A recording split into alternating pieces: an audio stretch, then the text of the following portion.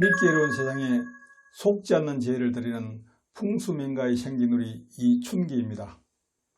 이번 시간에는 청기를 받는 여건은 순리를 따라야 한다는 내용으로 말씀드리겠습니다.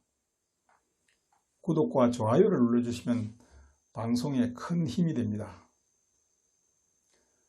풍수를 생각하는 일반 국민들의 머릿속에 가장 어려운 것이 자양일 것입니다. 그 이유는 집을 지을 때 자양이 중요하다는 말을 많이 들었지만 실제로 틀을 잡을 때 현실적으로 문제가 가장 많은 이론이기 때문입니다. 특히 주관들은 자양술법을 매우 중요하게 여기지만 일반인들은 이해하기도 어렵고 사실상 실익이 없는 이론이기 때문입니다. 그래서 지간의 말에 귀 기울이고 고개만 끄덕이는 것이 현실입니다. 그러나 자양 문제는 청기를 좌우하는 것으로 술법에 의지할 것이 아니라 실생활에서 매우 중요한 실익의 문제입니다. 그러므로 과학적이고 합리적인 사고를 바탕으로 자양을 결정하고 실익을 따져보아야 합니다. 사실상 부지의 자양은 부지가 위치한 땅의 지기 흐름 방향인 높은 곳에서 낮은 곳으로 향하는 것이므로 기본적으로는 정해져 있는 것입니다. 만약 특정된 땅의 자양이 좋지 못하다면 그 땅을 사용하지 말아야지 자양을 바꾸어가면서 사용하는 것은 자연의 순리에 맞지 않는 것입니다. 자양술법은 음양과 오행, 태극과 방위에 관한 것으로 내용도 방대하고 타당성을 갖기 어려운 파생된 술법도 많아서 실익이 없는 이론입니다.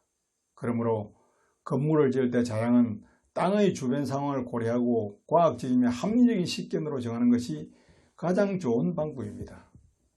주거지를 생기이론으로 살펴보는 목적은 그 땅의 지기와 외기의 조화로 최적의 생기를 보존하여 거주자 인기에 좋은 기운을 주기 위함입니다.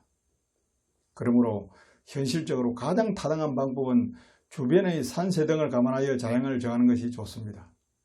겨울에는 따뜻하고 여름에는 시원한 자양으로 건축해야 공기가 맑고 신선할 수 있습니다. 자양을 구분하는 방위의 배정은 남북선을 기준으로 자선에 하여서 22.5도, 우선에 하여 22.5도를 분할한 선이 북이 되고 이 선을 기준으로 양쪽으로 45도씩 분할해서 8방위를 만들었습니다.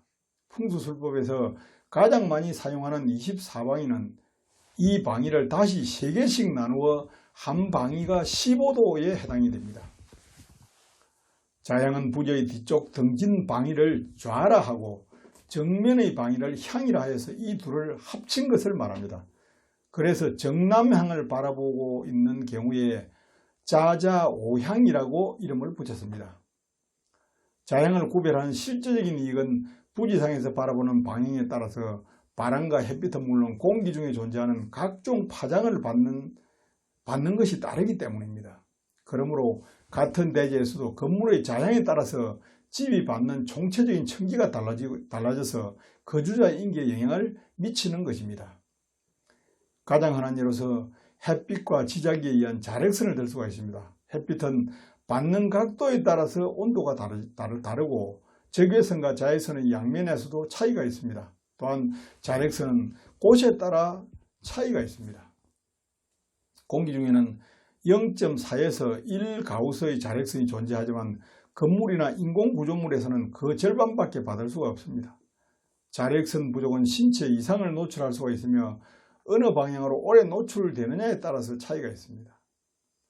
또 우리 머리 위에는 우주에서 내려오는 알파선, 베타선, X선이라고 하는 우주 방사선이 무수히 쏟아져 내립니다. 그 양은 60에서 130mg으로 원자력 발전소 1년 피폭 한 개체의 8만 배나 되는 엄청난 양이 쏟아져 내립니다. 사람도 생체 전자기파를 27Hz의 파장에다가 26mg을 발산을 하는데 나이가 들수록 15Hz에 14mg까지 점점 낮아지고 죽는 순간에는 7Hz에 5mg으로 떨어집니다. 박테리아도 N극과 S극을 가지고 있습니다. 철새와 통신용 비둘기 그리고 고래나 연어는 뇌의 송파체에 마그네타이트가 있어서 지자기와 교감을 하고 전압 차이로 같은 자리를 정확히 되돌아오는 것입니다. 자양에 대한 논란은 예전부터 지식인들 사이에서 상당한 문제로 제기된 바도 있습니다.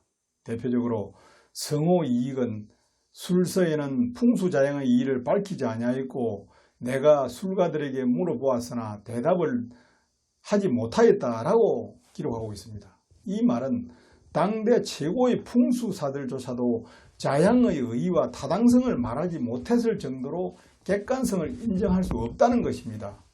물론 현대의 지관들도 또 마찬가지입니다.